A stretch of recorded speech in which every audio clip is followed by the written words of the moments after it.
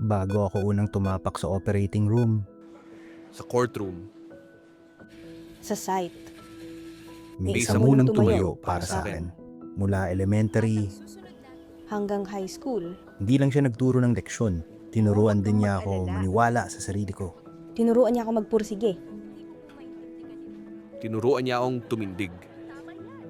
Di na namin siya nakita o nakasama ulit nung nagkolehiyo na kami. Matapos napakahabang panahon, Nagkataon rin na may oras kami para magkita-kita. High school pa nung huli namin makita isa't isa eh. Masaya kami. at masaya din kami, Na nakadalo siya.